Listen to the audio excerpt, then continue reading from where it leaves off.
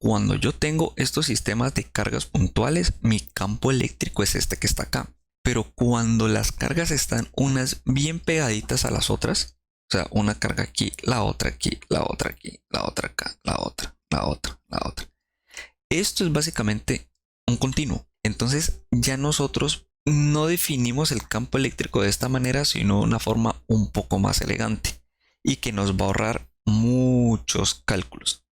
Entonces, para eso nosotros necesitamos definir la densidad lineal de carga. Esta densidad lineal de carga es para sistemas unidimensionales, que tienen una sola dimensión. Entonces, esa densidad lineal de carga lo voy a definir como la variación de la carga con respecto a una longitud. Esta es mi densidad lineal. Para sistemas dos dimensionales, ¿cuáles son sistemas dos dimensionales? Por ejemplo, un disco o un plano, una superficie o un CD, lo que sea. Para esas superficies nosotros vamos a definir la densidad de carga superficial como la variación de la carga con respecto a la superficie. Muchas personas le ponen ds. En otros libros de texto le colocan dA, de área, pero es el área superficial. Entonces aquí tenemos nuestra densidad de carga superficial. Para sistemas tres dimensionales, entonces ese le voy a colocar por acá. Este es lambda, este es sigma. Y para sistemas tres dimensionales, por ejemplo, un cilindro, una esfera, un cubo también, u otra cosa así toda rara, ahí nosotros definimos la densidad de carga volumétrica con ρ. Esa sería la variación de la carga con respecto a un volumen. Entonces ahí tenemos las tres densidades: densidad de carga lineal, densidad de carga superficial y densidad de carga volumétrica. ¿Cómo cambia el asunto? Entonces, para sistemas discretos es esto. Para sistemas continuos, el campo eléctrico es igual a la integral de los diferenciales de campo. ¿Listo? Entonces, para sistemas discretos yo tengo una sumatoria normal, una suma de Riemann normal. Para sistemas continuos yo ya tengo una integral. ¿Cuál es la diferencia entre ambos? Que por ejemplo, para el campo eléctrico, pues como está la sumatoria de los campos, entonces yo puedo hacer esto, puedo borrar esto y reemplazar. Entonces aquí tengo el campo eléctrico total, esta suma. Y hagamos una cosa, eliminemos esto.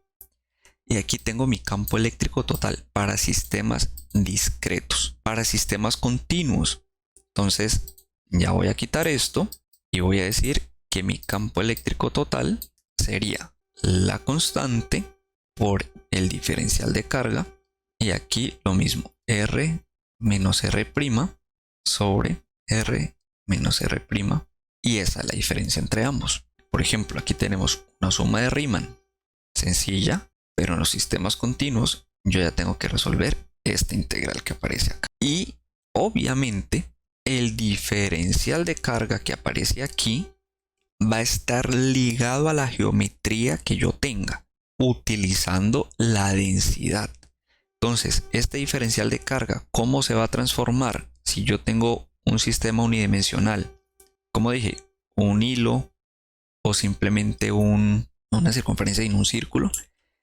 Entonces, este diferencial de carga se reemplaza de esta forma.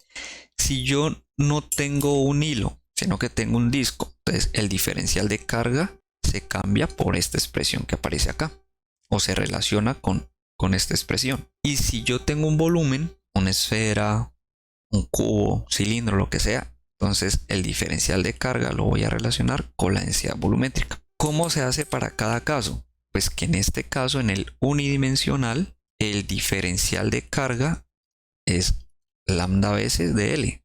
¿Listo? Para el sistema 1D. Para el sistema 2D, el diferencial de carga sería el de A que está dividiendo, paso a multiplicar. ¿Listo? Eso es lo que nosotros decimos. Entonces, sigma por dA. Un matemático escucha eso y les diría que cómo, pero pues digamos que funciona. Y el de Q, pues el de B que está dividiendo lo paso a multiplicar. Aquí ya tenemos las diferentes expresiones. ¿Cómo se realiza el cálculo para cada uno de esos sistemas? Entonces, lo que vamos a hacer nosotros es empezar por el sistema más sencillo, que es el de una línea. Y antes de seguir con los otros sistemas, el superficial y el volumétrico, tenemos que definir cómo son los diferenciales superficie y diferencial de volumen en diferentes geometrías o en diferentes coordenadas. Mejor, que sería en coordenadas cilíndricas, en coordenadas esféricas, que por lo regular uno trabaja en ambas coordenadas.